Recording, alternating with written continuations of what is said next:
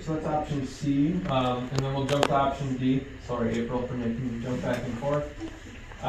The final one is what would a new early childhood through first grade elementary school look like up on top of the hill? So, as a board and team, we've explored both sides of the road here, right? This one, the thought is if we are building for our youngest learners, this site is appropriate, the scale of it is appropriate. It does allow you as a board and district to consider what do you do with the land across the street. Hold it, develop it, sell it, right? It's a more viable parcel for sale if you would ever get to that point. And a more viable parcel if you wanted to develop anything from an outdoor athletic and rec perspective. So our thought is use the less valuable piece of property in this case potentially, even though very viable for this age group. And allow you the flexibility as a board to decide what to do with the other parcel down the road. So big picture, this is definitely not the plan we would build. The budget is based on the program, not on what you're seeing here. So we have the square footage allocated from that space program. The site organization is a first shot. I think there's some things with playground location and service drives and fencing and gating and all that that would have to be worked out. This is a one-story school. Given our age group here, this is different than we talked previously when we had second grade in. We were talking about pushing first and second up to create a more compact footprint. When we only have one grade theoretically, first that could go up, it just doesn't make sense. So you can see here that this is more of a bit more of a sprawling building. But for the age group we're talking of early childhood through first, it is appropriate and ideal to keep them all on the first floor if we can. One gymnasium included here, so this is a net neutral on gymnasiums if we lose the current elementary school gym. Rob, is this like where the rock pile is, where all that rock is? Yes. Is that? Well, it's a little in front of that. The rock pile's more to my left, more that way, right in the rock pile. Okay, so current intermediate's done. Yep, This is the sledding hill right here? yep, So, okay.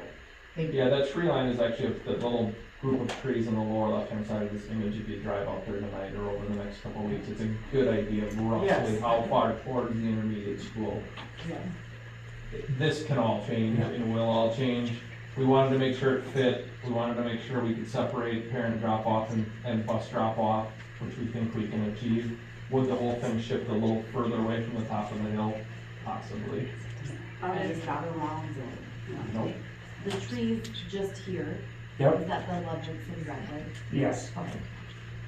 So basically takes that whole, And we've already talked about that, entrance for the parent drop-off, maybe trying to move it to the east some, so it isn't in that hillside. So this is all just, yeah. We've had conversations about how do we get shared staff members between the buildings or students between the buildings because of the slope. Our thought is we will just use the sidewalk. We're gonna extend the sidewalk up the hill, that it ends roughly at the tree line right now, if I remember correctly. Yes, yeah. So we'd extend that sidewalk, bike path, et cetera, up as part of our development, and that would be the logical connection for pedestrians moving between the two buildings.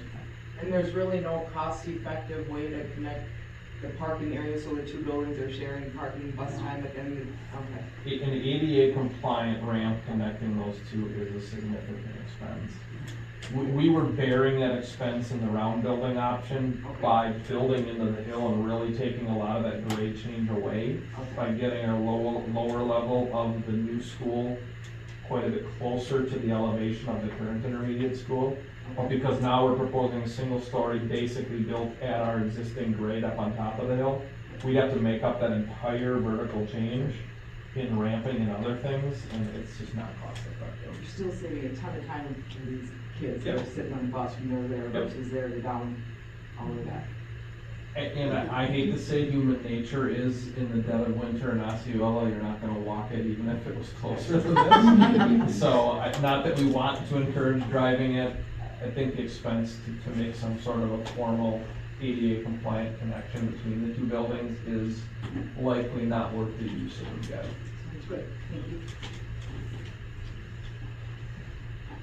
So any questions on D? Otherwise, Megan, feel free to jump in and note anything on the budget. Thank you. Your budget for option D is at 41,383,300. That includes the 1.3 or $1.4 million for the cost of the existing elementary school. Again, same as we carried in option C. Our new school option, budget, everything that you see there, plus, like Matt mentioned, that sidewalk section, bringing in site utilities, for the utilities, I think, in the building, and I know it's a concern of the district is, behind this building, before the line, to keep the learners within their playground. So that's all I'm talking about, not physically, keep the plan.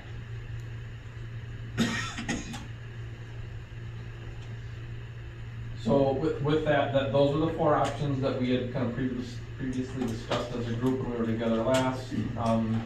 Becky, district team, other thoughts, anything you guys want to offer to the board before we finish our time to provide feedback?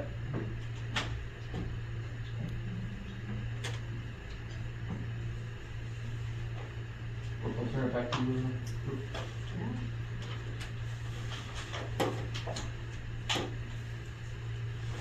Questions, thoughts?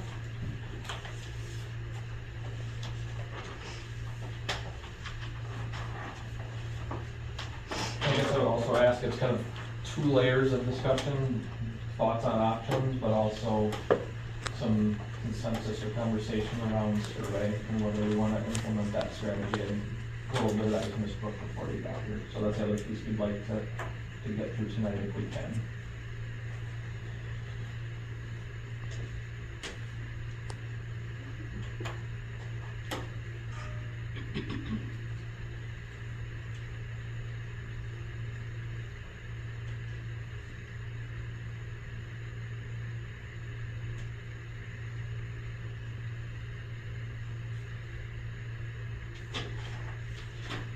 Well,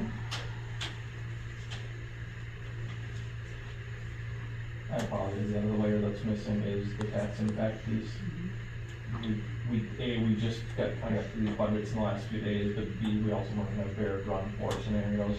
If you as a board want C4, fine, we'll do that. But if there's a narrowed group of options that you want to consider more seriously, we'll have bear run tax impacts based on that grouping. What's the main difference, like I'm looking at square footage between A and B and B? Not that there's a huge difference, but like where is it? where is the difference maybe? A and B should be the same square footage. Yeah, The difference in C and D is that when we do a space program, which you see in this document, we're applying multipliers, we call them. So if you look at the end of that in section of the space program, section 18, is called grossing factors. So on that detailed spreadsheets, it's really fun looking. Did you get that one? Did you- No, we do. Okay. She just will say like one option, but. Yeah, Okay. so this. Okay. Grossing factors. Yeah, so in our world, that is when we lay out, so if we tell you a classroom is 900 square feet, it's 30 feet by 30 feet. That's the inside measurements of the walls. Okay. It doesn't take into account the thickness of the wall, the need for a custodial closet, the need for a room to house the electrical equipment, the corridor space. So instead of designing all of those, we have learned, and we've got some standards that we apply 15% for circulation, 7% for mechanical, 7% for miscellaneous, data closets, custodial, walls, etc. So that really is the difference. When we have an existing building, we don't have to use grossing factors because we know what the existing building is, right? It's an exact square footage. Would this building be 79,640 square feet or 78,212? Probably. Right. Because those grossing factors do just change based on the layout. So that's why there's some slight differences between them. Educationally, take A out of it, they're pretty close to each other in terms of what we're offering. We didn't, in option B, go chasing a classroom that was 870 square feet. we didn't go moving a wall a foot to make it 900 square feet. We said, like, would be great, but why spend that money, for example? Other than the 4K, 5K, obviously, that's where the real money was spent in option B.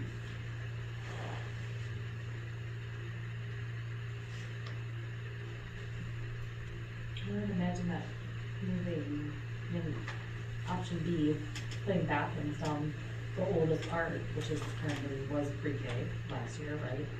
I mean, yeah, there was water being ran, but probably not sewer, I didn't think, right, Bob, under there? There may be a few sinks down there, but not. Yeah, I don't think so. We've assumed we're gonna have to cut floor slab and run new sewer They lines. need new sewer, Either- everything, yeah. And that, They're ancient anyway, so they should be replaced. Yes. Okay. and that would be work you do during the summer, would be more of that kind of work, I would assume? And then you would take during the school year sections that you're working on when kids are in buildings. We would probably do some things that we have not talked about this, so I'm I'm just- I'm yeah. gonna make up scenarios. We may have to say, we're gonna jam kids club into the intermediate school or the middle school for a school year so that we can jam special ed into sharing rooms and things, so that we can get access to 6 classrooms at a time. And we'll remodel 6 classrooms, move teachers and students in, move to the next 6 classrooms, remodel them. Summers would be more intense, but $20 to $30 million worth of work on one site is nearly impossible in a 2-3 month periods. So we as a team, and I would challenge if you as a board are leaning towards A or B, or one or the other, we can easily come back with a very high level phasing plan to give you a little more confidence as to how that would be handled as well. Can you expand the parking on What option are you? Are you on B, Jen? on the, but on this side here, can you expand that? We sure could. I mean, Yeah. because it's just parking right here. Because there's, I mean, the park playground is back here, but. Yeah, right now, we kind of kept it as is, because as we get into those trees, it's a little more complicated. It's not undoable by any means for getting into that slope. So we did leave it a little bit, but there's no reason, to your point, and even if you said it's event parking, for example, so let's make the playground bigger east of the gymnasium, and only use that when we have events at school or something. That's another logical one, where it's playground by day, parking at night or on weekends. That's a really easy one to accomplish. And I mean, if you're looking at option B, which, you know, are that big open square grass area is elevated. I mean, so that's another, it's quite elevated too, if I remember correctly. Sledding's important in Osceola. Is that? Yes, it is.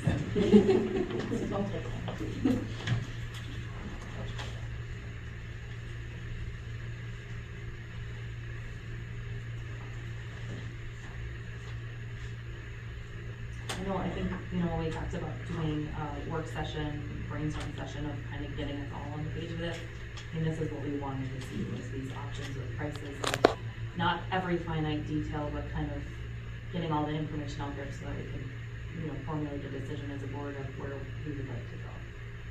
Well, I think as you can see, A and B are similar, right? A is more affordable, but you're giving up the educational benefit of enhancing 4K and 5K.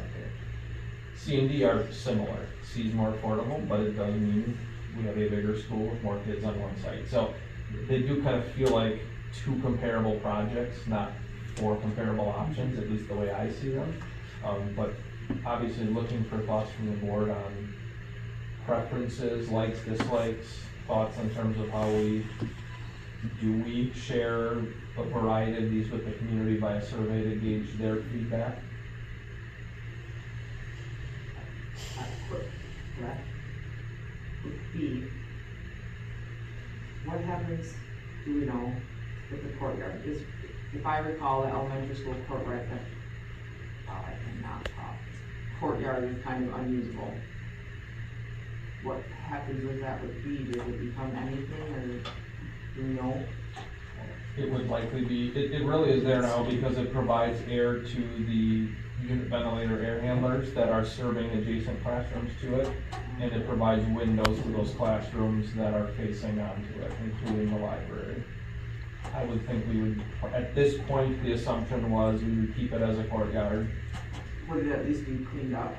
Yeah, I would imagine we It's can. pennies at this point. Yes. But, Yep, we could, and if you had a bigger goal for something in that space, we could add some dollars or an allowance to do that. Could become an outdoor classroom, if you wanted the library to open up onto it, we can bring many great ideas of what we've done with courtyards in the past. Yeah. The challenge with them is they require multiple exits out, so right now we have a non-code compliant courtyard if we're gonna allow users to access it. Right now, it's basically just a maintenance-only access point adjacent to the library. Again, all that can be addressed as part of a renovation And if I project. could speak to courtyard, your courtyards are nice for kids to use, but when they're usable, kids usually aren't in school, in the fall of the year and spring, but all summer they're not in school, so during the winter, they're not usable, so invest with the kid in courtyard.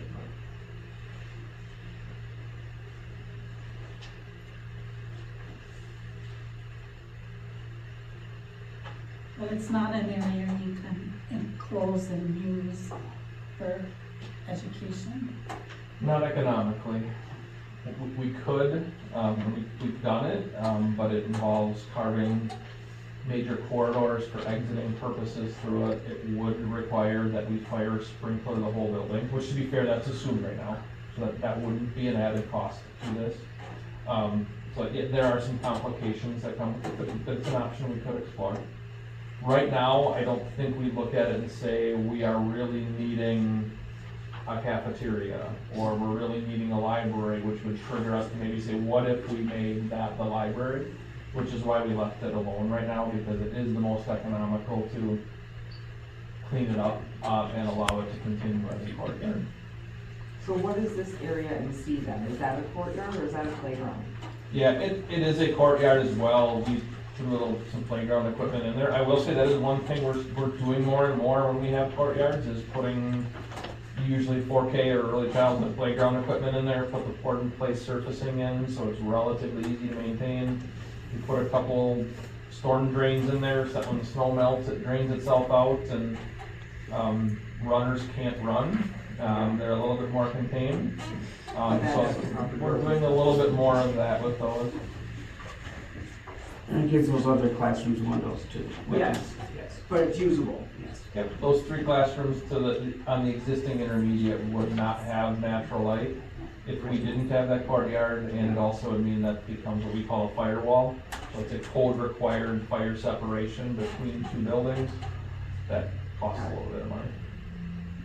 Or at least that's Let's all, usable. but let's all think about usable, so then you're teaching in a classroom and there's a class out there on the playground. It faces to the window and all, so then shades end up going down. So we say that, but then in practicality, when you have education happening and kids playing, like right next door to your desk, you get distracted. We're taking a really important test in here, thinking about. And natural light is super important to kids.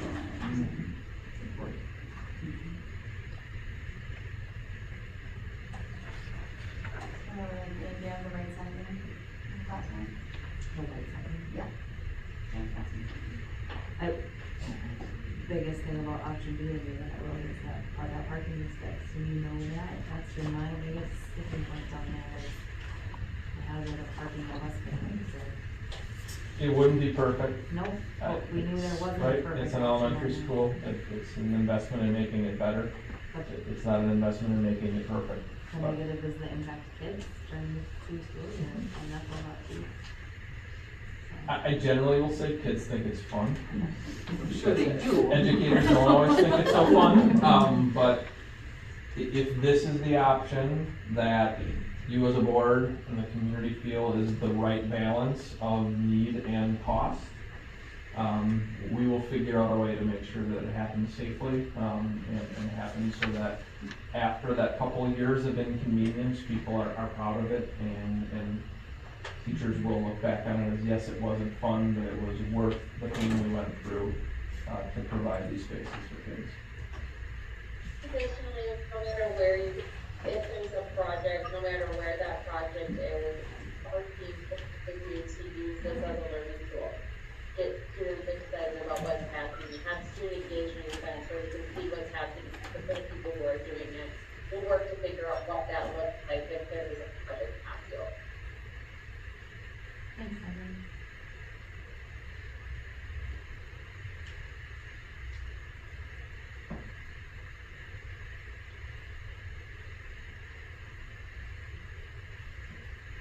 I don't like option A. And I also,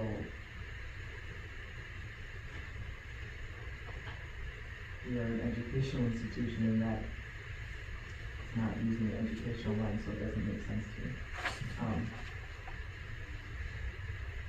But I don't think if we're doing a survey, I don't like the option of like giving 3 other options, I think that's too much.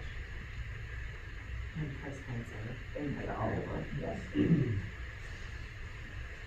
I will admit, guys, I thought B was gonna be a larger increase over A, when we first saw these. But when we questioned Myron on it, they said, well, everything in A, plumbing, HVAC, electrical, flooring, ceiling, lighting, roof, windows, doors, fire protection, it's all already in A. So the increase really is the walls, taking some down and building new ones. So it made a little more sense as to why those two were closer, I think, than I personally thought they would be when we started this conversation. And I'm not advocating for B. I want to make sure if you as a board I think this is a viable solution. This would be a like new elementary school. It's going to look and feel and function like a new building would. Would every room be exactly what we would do if we were starting from scratch? No. But I don't want you to look at it and say, because it's that old building and all I know it as is an old building, that it would be that when it's done. That is not the case.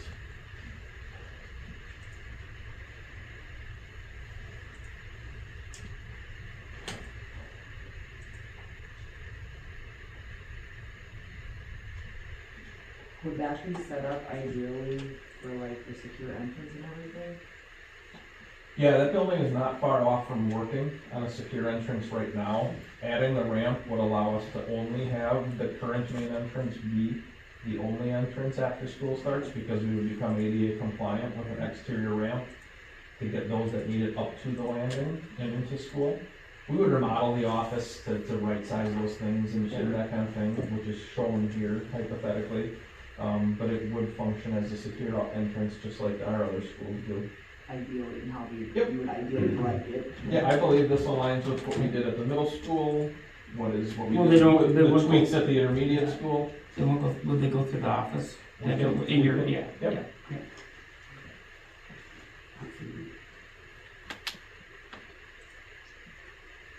I just love the fact that we're showing the numbers now, where if we keep the elementary, this is exactly what it would cost. Cause that was a big thing I kept hearing, and even with these numbers, I know we're still gonna hear people say, oh, you could get it way cheaper than that. Like, we're gonna have to deal with that, but it's still like, at least we know how like roughly how many millions. I'm not sure if that would've changed the last referendum vote or not, but I do think that comes in higher than what a lot of people think it. So it's a big shock value for people to see that number. And then, as a taxpayer, for me, anyways, when it's only like I say only, when it's 4.5 million. But the way these numbers are, it's not a huge chunk, but to make the classrooms a better size, like, and with the restrooms and everything, I don't know. Yeah, and then the parking itself, which is a huge concern for a lot of parents that deal with that daily. That's why I just feel like option B is good. So can I add some, so as we're talking referendum costs. When I'm looking at this, I'm looking, okay, what happens when the referendum's done, then we get to deal with operational costs. Yeah. So as you're looking at these options, keep that in mind, that when you have 4 sites, it's gonna cost you more to run your facilities, and that's your operational cost. Where we are adding parking at, if you built onto the intermediate school, you have the equipment on one side, it's probably not as much, but it isn't as much grounds maintenance and all that, so, while it is less money than building onto the intermediate school, your operational costs will probably be affected more No, I'm saying out of Yeah. option A and B, Yeah. I don't want either one, to be honest with you, I'd rather have C or D. No, I just wanted to, But I'm- keep that in mind but too. right. But I'm just saying for those that didn't want C or D in the first place. Right. It's, if those are the two, if they're like, those keep it, Yeah. that's all I'm talking about. I would Yeah. rather steer clear of A and B.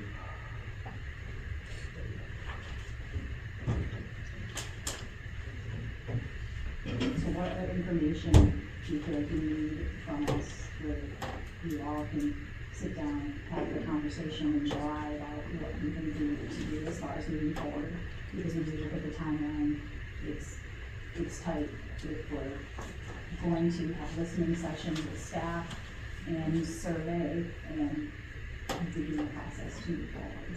That's impact. Okay. Which I understand might need something not. We can run them on all four if we just want, they're still kind of weighing. I don't know, I don't think it's any of them.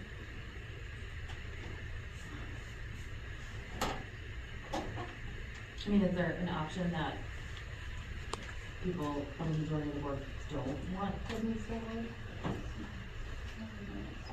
I think I already failed once. And I personally would have gone for a whole new building as, before being on the board, that's what I would have voted for. But, and we also, the community has talked amongst themselves and they didn't want either C or a brand new building, so I think, I think this our students kind of the best opportunity to have something more than. And if I narrowed it down, I'd say E and B would be my That's what I'm C. I just have no interest in it. No. I didn't. And I don't know that you would personally, that you would go forward with a survey for B and D because that is huge price Right, difference. I know, that's why, Why would you survey? We can do it if as a board we just wanna know. And we can basically say, I only support B, I only support D, I'd support either, I support neither. We can get there. I'd be shocked if D suddenly came out on top Right. with what is I'm just likely saying what I- almost I'm double just the saying tax what I impact, prefer. but What was the cost of the brand new building? Yeah. into the prior survey where we had support, well, survey level support for a new Yeah. building. I don't have that with me, I can look it up, but it was right around 40, if I remember correctly, for a larger I'm building. looking at the 28 option, a new building.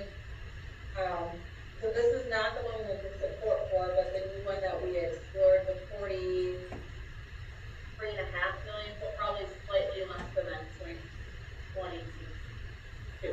Did you say 43.5? That was last October. Was that the round building or across No, Oh, the that was street? across the Okay. street. And it doesn't directly compare to the 41, because the 41 is inflated. The And with 43 less isn't, classrooms. and has Right. one less grade level. Because the prior option has second grade still included. Was there a significant cost difference between on the hill versus in the field?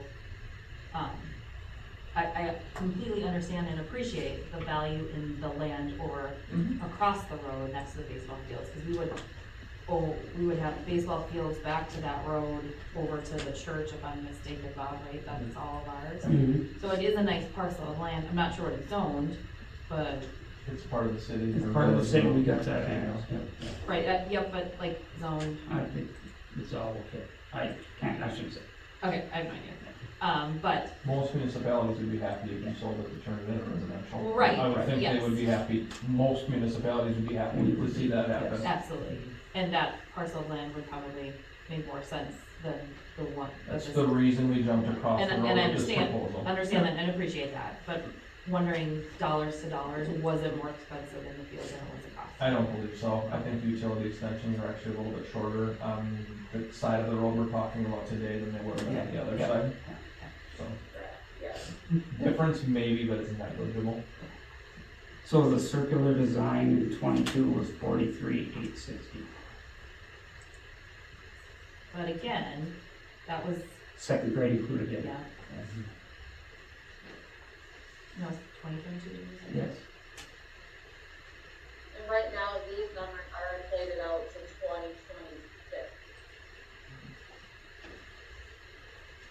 do you inflate out to 2026? Supply a percentage multiplier, if historical inflation is, 4 to 6%, you apply 5% or 4% annualized. So it's not quite as simple as just a straight 4 on top, it's compounding, but. No. You know, I'm pretty sure you got 4. There is a little bit of that. Yeah. If somebody would have come to you and said it was gonna increase 13% in 2021, you all would have thrown us out. Right, right. So there's obviously that risk anytime you're doing a budget for a couple of years out, but we'll deal with that if something goofy happens again. Is our best estimate based on what we've seen in the last 2 years?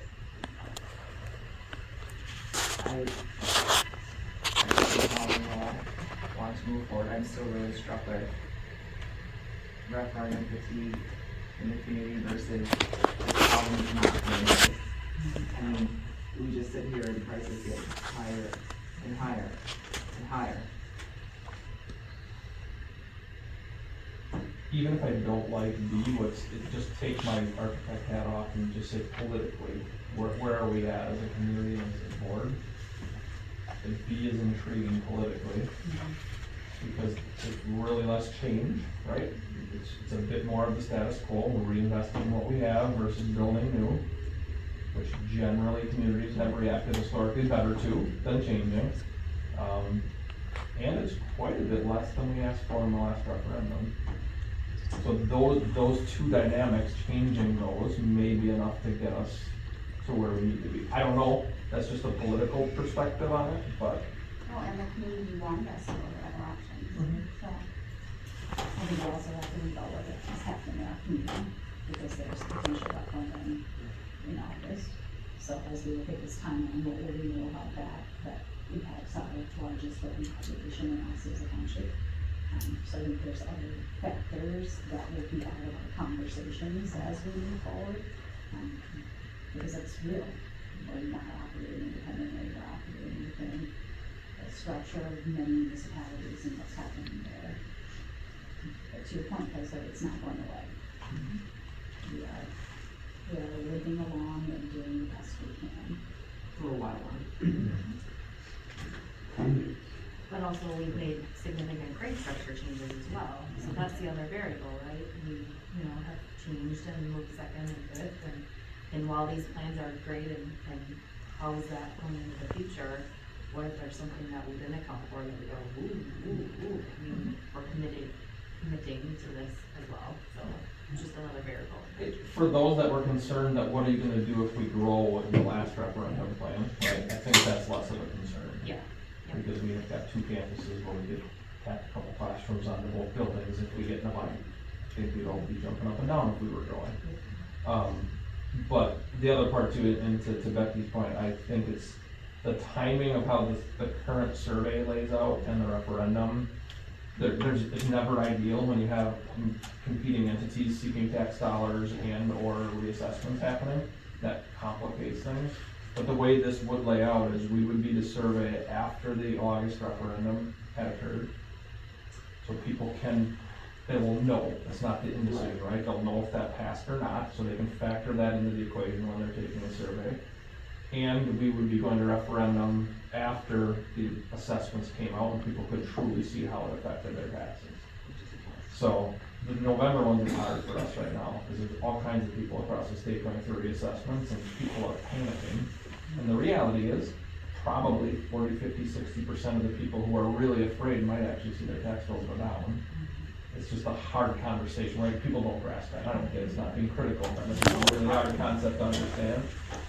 So in a way, the way we're currently set up is probably ideal in that we're surveying after people know about the result of the August referendum and going to referendum hypothetically after they receive their next tax bill. So But those two things are But a best. massive political election in November in the middle as well, right, which never brings people's hard feelings or anything negative to light, right? You will, depends which side of the aisle. Oh, it does not, If your right? candidate wins, you may be more apt to vote for it because you're confident that the country's heading in a better direction. If your candidate loses, it probably doesn't help us in terms of getting your support. That probably applies to both sides of the aisle, I would guess, so. I think of, like, if I were to share some of those options with people, with option B, I'm afraid it's gonna be, why do you need the same size building if you've got a less grade there? And that's when you talk about 4K and 5K right sizing, right? And I think that's what we That's People hear that? Yeah, because I don't think we did a good enough job, I didn't do a good enough job doing that with the addition. Because I think people saw the square footage and they didn't understand 4K and 5K are bigger classrooms, because we teach differently, educational purpose is significant. And we can hit that, you think? Absolutely, I think you need to see it in the drawing, Yeah, see you how see big it. those rooms are, you some of it, what? But it's not just to be Cadillac. This building is never Right. designed for 4K period, and or special ed, period. So just put 4K and special ed into this building, and then right size to provide appropriate educational environments for 4K and 5K. That really is why we need this square footage. Like, if people want us to tear a section of the school down, okay, it doesn't seem to me like it's a really great use of dollars. I We don't think could- so either, but that's what some say. We would have to message that that's the other option for those that think we should continue educating kids in 800 and 900 square foot classrooms, if that's what they That was want. the first thought I had, that's why I asked that, I was like, we don't need this many classrooms, but then to see it right size, right?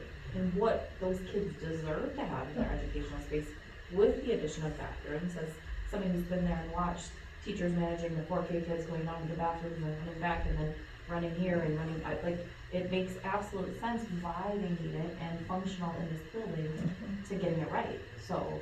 When they say, sorry, No, it's like saying I've got 4 kids and they're all teenagers and I have 1 bathroom and, you know, for $100,000 or $50,000 more, I could have a second bathroom.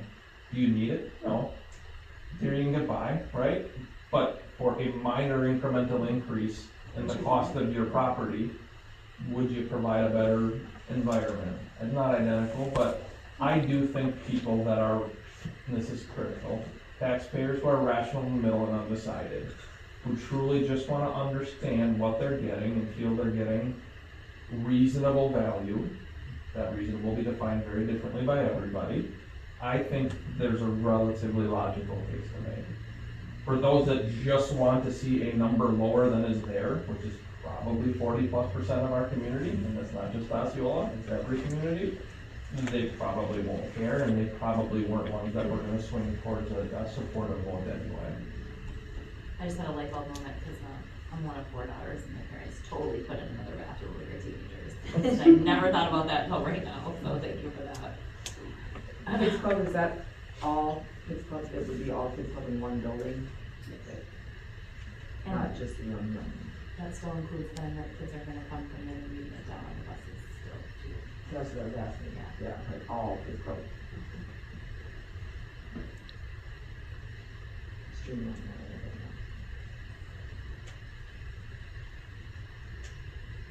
more. Well, it's 6:15. So when you think about July 24th, conversation, what else do you need, want, so tax and back on the list?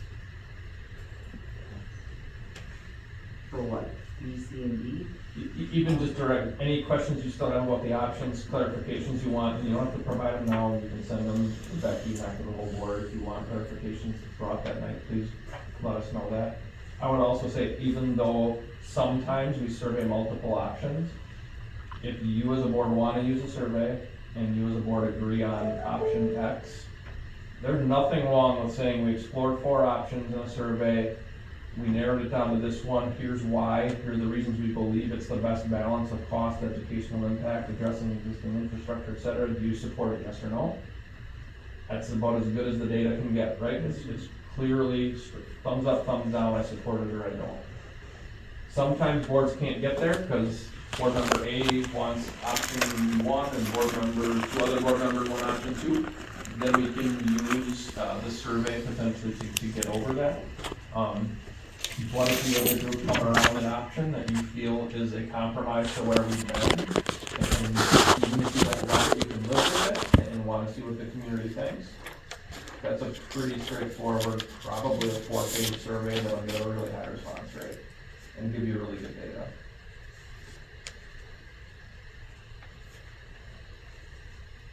I know I booked some time with you and some of us myself before July 24th. I recognize the timeline of But that was the whole some point. things. Yeah. We wanted you to have the time, but also wanna make sure you have what you need. So that, You can come in a month essentially. and- I would ask if we want to survey, kind of it's getting late to say yes. So even if between now and then, or over the next 2 weeks, if you individually have a thought on survey, yes or no, and wanna share that with Becky, it would help if she hears 5 or 4, yes, we'd like to survey responses, maybe we will behind the scenes start prepping that, to try to help get closer to that deadline. If you say it's just one option, and we're writing a 4-page survey, that is pretty efficient. We can probably get that done in 2-3 weeks, and be back to you in August with it and still meet the deadline. But if we do wanna survey multiple options, there's a lot more descriptive narrative writing nuance we have to create, and I think we need a little more time ideally to do that well, so. I'm offering that not to pressure anything, but just to give you context of late July is still fine. But if we want to survey, we will as a group, including you as a board, have to move pretty quickly after that to get there. Does anyone like have a hard, like, yes or no on any of these, or doing a survey? Like, you already know you're one way or the other? Well, I know what I'd like, but I think our best shot of having anything go through would be option B. I don't think, I still feel confident C or D passing. But B at least is making that place better than we have, plus making the sizes what it should be, right? and I know the cost of the survey is always something to talk about, but even if it was one option, to Matt's point, then we would address that idea, is it referendum fatigue or not? Right. Because if we get survey results back to the level, we talked about this, it doesn't feel like it's valid statistically, but we've seen repeatedly and heard repeatedly why it is, and 92% response rate, I think it's 92% pass rate, if we follow what the survey says, at least we would have a path.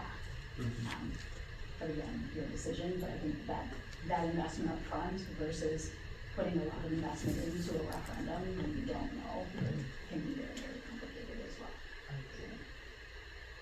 And I know I said it before, and I'm not advocating for B. I wanna make sure you know that if you, in the community, go the route of B, I think you're gonna be proud of the product at the end. It's gonna look and feel like a really nice elementary school. Yes, it's not on the hill, yes, it's not brand new, but it's gonna be a very nice building that's educationally solid. My for fear is decades that to come. if we had option A, there will be people that will be like, I spent how much money and I can't even see a difference. Yep. So that's why I think B is also the way to go for that. You good? We do have more items. Yep, sorry, 24, back, Do we have the important an extra copy of screen. this? Someone? I've got just the option summaries, otherwise I know I handed it out to the team. I can ship more up if you want, a few more of the large versions. Perfect. Well, if we have one here, it's fine. I just want to, I Thanks, can't Matt. read it. Thank you. Thanks, Megan. You just want my little one? Or you want the big one? I would prefer that. Oh, this is fine. Thank you, Matt. Thanks for, Appreciate it. thanks for Yeah, driving. thank Thanks, Matt.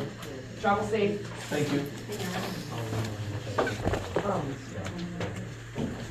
Well, I realized that we forgot to introduce our students. You want to do that now? Okay. Okay, 3, continuous improvement of student support systems and programs.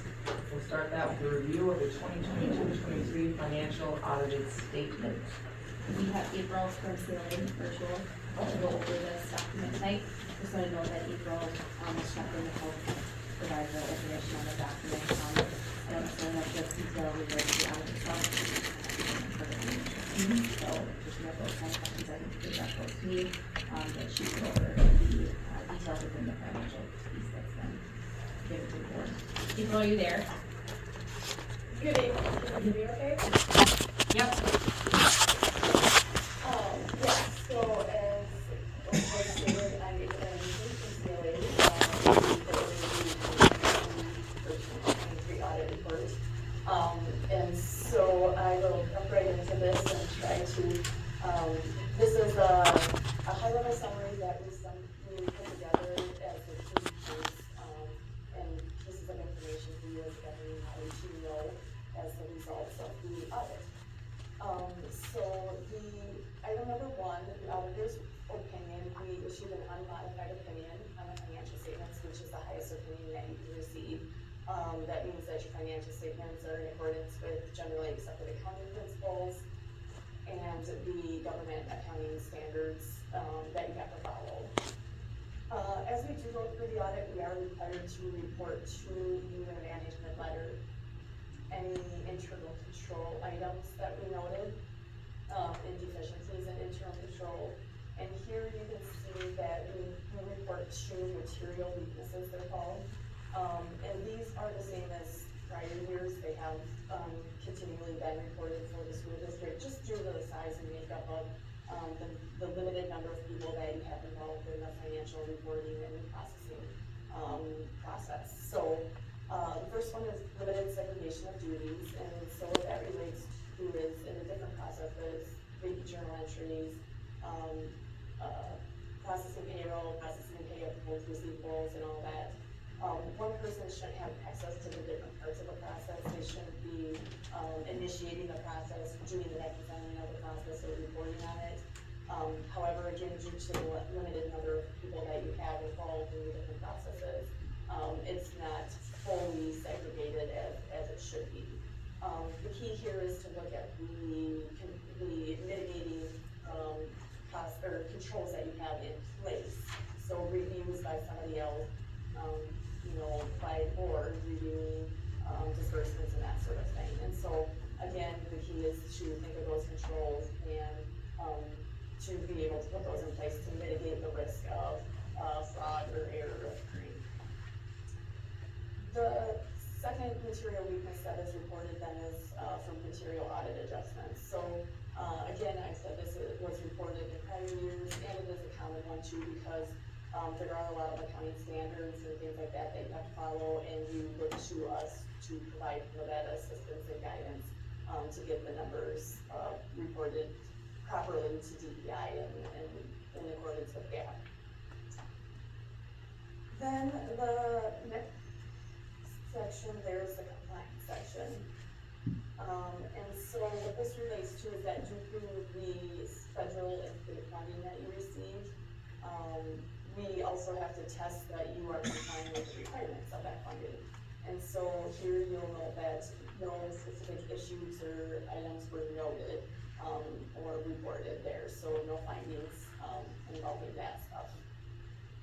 And then, the next couple things just kind of go over a few of the changes or other things that we get involved with during the audit, or assistance that we provide to the district as we go through the group and the stuff for the years. So we'll jump on into item number 2 and get into the actual financial results and of the year. So here you have the general fund, and it goes 4 years of comparison, so you can kind of see how things may have changed from year to year. And so with this, how we started due to accounting standards is that Fund 10 and 27, so your special ed and your general fund are actually combined. So just kind of keep that in mind as we go through some of these numbers. I'm not going to hit on all the numbers, but just a lot of the balance sheet at the top, the numbers due to timing differences at year end from year to year. So some items might be paid before year end, and this year maybe they were paid after year end. As you look at the payables and other accruals, you can see that that's kind of a thing, just a timing difference where it increased a bit there from last year.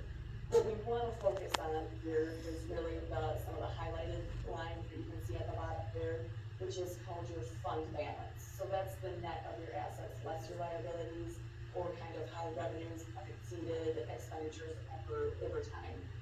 And so here you'll see that fund balance decreased by about $190,000. But you have had quite a few years, the last few years have been pretty high increases. And so what we do look at there though, even though although your expenditures did exceed your revenues for the year, your overall fund balance, is broken down into different categories. And those categories are the non-spendable portion, which we had $66,000 relating to prepaid items or up on your assets that are really available to spend. They're already in cash and on cash. Then you have $21,000 of restricted fund balance that relates to HRA contribution. And then you have $501,000 that's kind of committed or basically set aside for a specific purpose by the board, and that relates to the aid program. April, I just wanna make a And note then- that, what? actually, I just wanna make a quick note on this, that actually is the ag program, and then I verified with Jeremy today that rolled up within that is, the self-funded insurance balance too, so it's not truly just the ag program. I just wanna make a note of that, and he verified that for me via email today. Thank you for the clarification on that. The balance of the self-funded, it so, shouldn't yeah. roll up into it, but it just, unfortunately it is at this point. Sorry, April. Okay. That's okay, so, but it is, that $501,000 is then set aside for those particular purposes, by the board. And so what ultimately is left and available, is that unassigned portion of $5.8 million. And the benchmark that you look at there to kind of the health of the district is taking that $5.8 million that's available and compared to your annual expenditures, which gets you down to that very bottom line, that percentage of 25.9%. And so what we compare that to is that the district policy is to have that unassigned fund balance compared to expenditures between 16 to 25%. General recommendation is 25 to 33%. And obviously it can fluctuate. We have, the average that we see in the school districts that we work with in Northwest Wisconsin, is about 29%, but there are some that fall closer to about 15%. And they can sustain that and they keep that level, so that's comfortable for them, whereas we have some that are higher, closer to the 30-35%. So, however, where you landed there is slightly above your policy and is really in that kind of comfortable position there that is recommended. And what that means is that you have funds available to be able to continue to provide the services that you want to. If expenses or unknown items and things you do have some availability of funding to help to offset some of those unknowns that you don't know from year to year. So Our policy you're at a says good 20. level there, even though fund balance went down. And that percentage went down, it's still at a good level. So, is there any quick questions on that? The general fund and your main operating fund? Okay, well then we will move into the next page, which just goes over what the ending fund balance is for the rest of the fund, reports. And so item number 3 is the special revenue funds. And so here I won't hit on everyone, just point out a couple things. The one that's called the education trust, you'll see that 4 years ago it was very low. This is due to an accounting standard change and how student activities were reported, and then like scholarship fund were reported. So that's why it changed significantly a few years ago, but now it's been continually reported that way due to that standard change. And then the food service fund it did increase quite significantly last year. That's due to the increased funding that was seen in the last couple of years for that particular program service. The one thing we point out here is we do report various community service funds that are separated. So you will see that the adult education and recreation fund is actually at a deficit. So over time, expenditures have exceeded the revenues that have come into that for that particular purpose. And so that's just one thing to kind of keep an eye on as far as overall they net actual positive for all those community service funds, but that particular piece is not really self-sufficient at this point in time. The revenue's coming in on covering the costs. And you'll see that for that middle school activities, is kind of similar where this last year it went to a negative, although it's very, close to break even really. So just something to keep your eye on as far as, if you need to consider, different fee structure or different, like, levying taxes differently there, for those purposes. Can I ask what then types of- I'll wait till the end. Okay. Thank you. Then item number 4 is the debt service fund. And this, is just for that particular purpose, to levy, bring in, funding to pay for your annual debt service requirement. And so the balance that is there in that fund at year end, of $1 million is for your fall debt payment. And so in this fund during the year, we paid about $2.65 million for your principal and interest payments, on debt for the year. Then the next part is your capital project fund. And so, the top one, you fund balance went from 2 million to 0, and that's the capital project fund is probably fluctuating if your debt balance is high, and then you spend that down for the capital project. So, that was completed, the previous projects were completed and closed out in 2022. And then you have that long-term capital projects fund with, pretty minimal balance there at the end of the year. Then the last fund that the, district reports is the fiduciary fund, the trust fund for your OPEB and pension plans. And so, that increased a bit as you are able to set more funds aside, funds that, benefit for your employees. And what you do see there, just backing up a couple of years, last year that increased quite a bit, again, due to a little bit of a change in the reporting of, the retirement plan assets that are, held by the trust. So that's why we had a big, increase last year. So that is all the different funds in a nutshell for the district, and how they're performing and doing. The last piece of information that we'd like to go over then is item number 7, and just what the district's long-term obligations, are that will need to be paid into the future.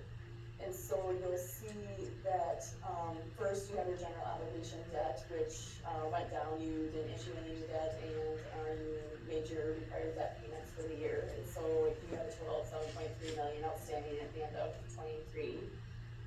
And what we look at there is that each school district has a debt limit, statutory debt limit, which is 10% of the equalized value within the district. And so this is the bottom few lines of this particular section, where you can see that the 7.3 million is utilizing 5.3% of your overall debt limit. So that's a pretty low amount. The districts that we work with in Northwest Wisconsin average anywhere between 15 and 20% generally. However, there are some who have some major capital projects that might get up, to that 50% dial or whatever, and some that don't have any debt at all. So, but you're at a very minimal amount of what your overall debt limit could be. And then, we just kind of go over some of those other long-term obligations that the district has.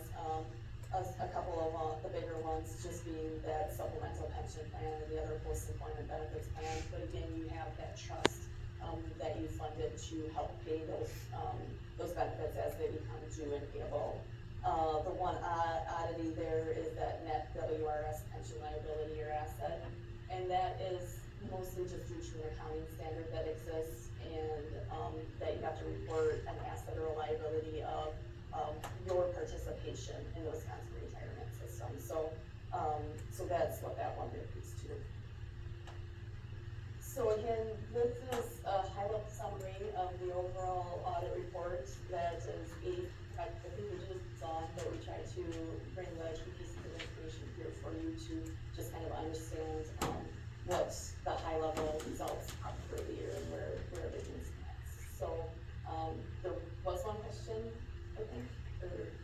I was just curious what comes out of that adult rec, education rec fund? It's community ed. It's community ed classes, the portion of the community ed director salary. Okay. Yep. Those are the pieces that come out of that. What changed in the middle school activities that resulted in it being? That was, I mean, that's I think the biggest piece within that budget was the leffing costs. Leffing costs have gone up significantly, over the last couple of years, and I don't think the budget would necessarily align to reflect the increase in the leffing costs. Because I think we have to remember, this isn't this year. It's not, Yeah, that's exactly. this is Last really, year. this is 2023, a year ago. But as you look at like the trend of it, 6, 5, 8, so I was looking more at that piece of. You know, I think 20 and 21 are probably a little bit of an anomaly. If I had to guess, I'm gonna say that's because you didn't have a lot of Correct, costs right, go through right. there in 20. Probably in 21, you didn't have a lot of, maybe, you may have had a lot of canceled events that didn't require wrapping workers, stuff like that. That's a guess, but that would be my When do we set the student fees? athletic, or, I'm sorry, that's not, what they're. Yeah, what they pay for student fees for like athletics and that, when do we do that? Do we have any other questions for April, or? I do Okay, you wanna have ask some, her? but I just wanna look close. No, that was all. I think- So, April, can you explain a little bit about GASB 96 and how that works with, the technology for textbooks and that, where we have to pay those subscription rates?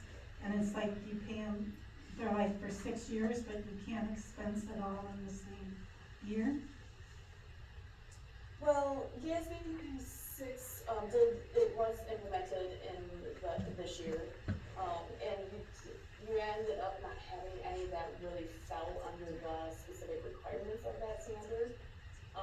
And so, but what you're kind of referring to more, I think, is of a prepaid. So yes, if you buy those resources and pay for them all in 1 year, but they're going to be used over multiple years, they really need to be allocated or expensed to each of those years, that they will be utilized as a resource. Right, so that'd be split over the years. Okay, Correct, yeah, the actual expense, yeah. and I know that you didn't do the audit and maybe you weren't responsible, but can you, indicate to the community why our audit, we're just getting the audit information now? There was some, You want me to, I don't think she wouldn't actually know that question, I mean, I can help answer. There was an OPEB, table update that was needed, would you agree with that, April? yeah, sometimes we have to wait for external information, other pieces of information that come into the, pull into the financial statements, and that was my understanding, and that we were waiting on some actuarial report information. Every year, every other year, how many years, is it every other year where the table updates are necessary and then a full-on actuarial study, or it's usually alternating, right, April? Correct, yep, every other year you need a full study, but in the off years, you do need an update anyway. And because you are fully funded, it can't be done, in some cases, when they're just paying it as you go. Some of those actuarial reports can get done before year end, however, because you're fully funded, some of the information needs to be provided after year end and after the information is available as to what actually happened and what was funded and paid out and stuff. So, so that matters a little bit to why it comes after year end. Thank you.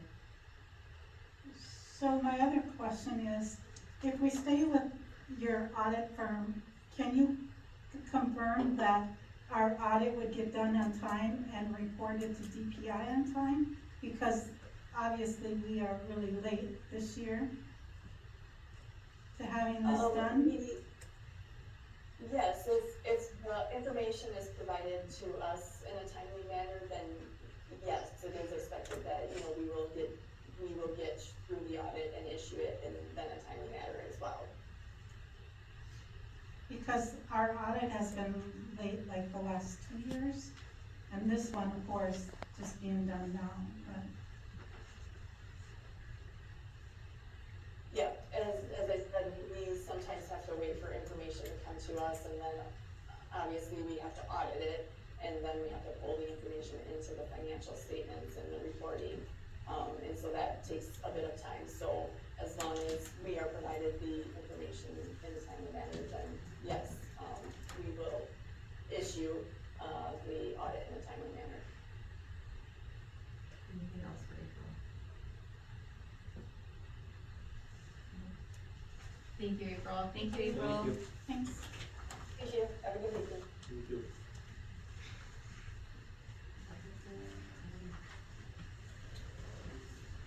So I think, oh, I don't mean to interrupt you, but I think, tagging onto this, when I had talked to her about, if you flip back over to the front page, talked to her about that committed fund balance of 501, and how, it's tagged in the financials. It's not tagged on here, it says committed on here, but if you look at the detailed financials, it does say ag program. Yes. I think this is a good point to talk about. I know that there's been lots of conversations in the community regarding that piece of information. So we went ahead and put together kind of a document that can answer some of those questions, perhaps. So I'm gonna let Dr. Stiles go through the beginning, and then I can go through the budget piece. I think you all know well enough that when you get asked the same question over and over, that you're like, okay, how did this really happen? So I also am hoping that you can help us fill in some blanks that we don't know, because, for example, the purchase, I heard from one community member that it was given to us for $1, and it was said we could never sell it. But when you actually click on that link there, you click on that link, the school farm purchase, it shows the board minutes from 1958. That is excellent. If you scroll down, actually, it That goes is to the bottom. phenomenal. It shows that we made the purchase for $3,000, but it also says in there, if you real closely, for the school, conservation project. Anybody in the room know what that is? No, but it was named that. What was the sign that it had out there? It's like conservation. I The don't know, longest school time. farm, I don't know. Oh, there was a sign out there that said conservation. Okay, so if you go back to the original, you'll notice it's called School Farm, School Forest, because I couldn't even determine what the name was. Because in the minutes, it actually shows from 2021, School Farm, School Forest. It actually says both. That's what was recorded in the minutes. So, so the purchase was made for $3,000 in 1958. I did look through some of those old history books we have, and in 1958 was actually before the school district was even consolidated with all of the elementary schools and the community schools. So does anybody have anything to add to that one, where the land came from? So what was sold, we know this for sure, because there. When it was sold, we know that, the minutes are also linked in there. And then how much was paid, and the total sale amount was there, and then you can see the net after closing costs was $477,510. Can I ask you a question? Under why it was sold? Do we have any issues with maintaining? Actually, I'm sorry, I skipped that one, but Maybe that's why. Wasn't there issues? Well, it was logging, we were doing it on logging, and that was part of it, and then safety concerns. Safety concerns. People kept taking the locks off the gate and bringing the lock down, and I just didn't know if any of that needed to be noted. so they say, that's what I was struggling with, is I don't know. I was like, it can't be made up from me, from what I remember from city office, and that didn't feel okay. So there were a lot more words under why it was sold, and then you'll notice that it's one sentence now. I just remember maintenance was a piece of it. Right, So it was costing us money to do stuff out there, and no one was ever, I mean, well, I know Bob and I went out there, and there were couches around that they would fire. I mean, that's there were different beer safety. bottles, and It was safety, I mean, that was big liability for the district. yeah. so we were also looking at logging it again, we Yeah. weren't gonna turn a profit like we had before, and that was kind of what propelled it to happen then too, was a culmination of all of those. Yeah. So add the word maintenance in there, maintenance costs. What the exact word is, but Or you can put another comment, or another comma for several years comment, increasing maintenance. Something in that, continued issues, I'll not know that. It's Yeah, a very so nice way to say couches in a party. we actually had the word party zone in there at one point, Yes, took it out. party zone. Okay, and then the language from the board minutes. And then we actually, put a chart in to show what the balance was. Go ahead. Yeah, right, go there. So this is where we talk about the discrepancy and what's noted on the financial statements, and those are public documents, right, we get that, so that's why we wanted to clarify with the auditors.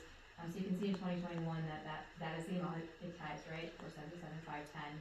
And then there were some expenses that flowed through in 21-22 and expenses that flowed through in 22-23. No expenses flowed through in 23-24. Therefore, the dollar amount still sits in that committed fund piece that's flow through around up to 585. That is a discrepancy as to what's reported on the financial statements, but for the auditor, we know that there's been that self-funded insurance piece was tied into that, so it's that 501. And why would they do that? He said it was an error and we'll footnote it on the financial statement. So, And I said a footnote wasn't good enough. That's what I'm I want a thinking. statement from them. yes, saying- and we did email to ask them to provide us with a statement. Unfortunately, we didn't get that in time. But I will say that the amounts that you see and those in that chart tie to what's in our financial system. What's in our financial system tied to those dollar amounts. So we actually have live links, so that we click on the live link of the 433. It shows the ag program balance right out of our system. And then if you go back to, the $40,000, it shows exactly what those expenses were. We're gonna get there next too, but as far as greenhouse demolition, closing off utilities, grout. What was it? Fixing the grout, Fixing the blocking grout. the door. Yeah. So if we scroll down. No scrolling, thank you, no, not good. So, and then the language from the board minutes, just so someone doesn't wanna look through the whole minutes, because they were 2 pages. Is there a separate account for these funds? This is super important. In April 2021, the funds were deposited into the district money market. These funds are earmarked to support the district ag program as directed by the board. And it also holds the general fund, so we go to the next one, was interest earned. There's no documentation stating that the earmarked dollars would be interest bearing. So at this time, no interest has been added to the account. Again, it's the board decision, if you want that money to go into a money market where it earns interest, it can do that. And again, and you're saying that it's only interest just for the ag program, so that there's a difference. The money market account earns interest for the district versus just earmarked for the ag program. So I'm just wanting to make sure that we're all clear on that. And then I think y'all have to have a conversation, like this is committee, to talk and give direction and provide direction to us. But just want to be very, very transparent with the community. This is what Shannon and I came into. If we want to change it, we completely can, but that has to come under the direction of y'all sitting here. And then is there a plan to spend these funds? You know, the ag teacher plays a pivotal role, thoughtful, strategic, sustainable planning to serve our students, short-term and long-term planning, you know, curriculum, technology, academic and career planning. We've had conversations, does a greenhouse fit into our pieces? But again, that is all led by the department itself saying, what are we gonna do? And we scroll a little bit further. Anything else? Okay. Looking back, I wish we'd have done this before we went to referendum, because there was a lot of questions in the community. I think the confusion that misperception that we were using this money to maybe do stuff with elementary school. Using this money? Yes, I was told that people were asked that. I was saying, because I've got some of the general supplies for ag, and that's not how that has been. But also, just the question specifically, is there a separate fund set up? I thought there was, but there wasn't. And I think it's part of a separate fund within our financial statements. Yes, there is a separate fund within our, not a separate fund, there is a committed portion of our fund balance set up for that. When you talk about actually cash at the bank, no, there wasn't a CD, a separate money market account that was set up for it. So I think those are important pieces to note as well. Well, and also, I mean, here we are trying to be as transparent as possible, and our audit is showing that there's different amounts of money. That's a real hard one, I mean, that's a huge hard one for me to swallow, like for real, like you have to be kidding me, like, how did Especially this when we're happen? looking at maybe asking for more money, I mean, Well, and to have caught it and see it and know it, but It'll how do be you a fix it? footnote. Yeah, it'll be, yeah, footnotes Well, next asterisk. so. It's not uncommon on an audit report to merge committed funds on one line, but then it's noted in the notes in the back and broken out. The concern that we have is that when you look at page 34, I think it is, it specifically says on the egg program, and it's rolled up to say 501, 501. So it doesn't just say committed, it says egg program, and then it says the 501, 501. Cause I understand, that's what I thought too at first, but when I dug into it, you know, committed.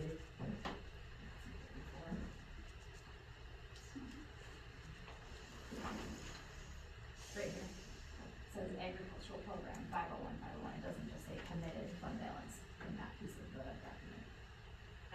And that's the stuff that just so, makes me like so frustrated and sinks my stomach, because here's definite ammunition, you're saying this, but your audit says this.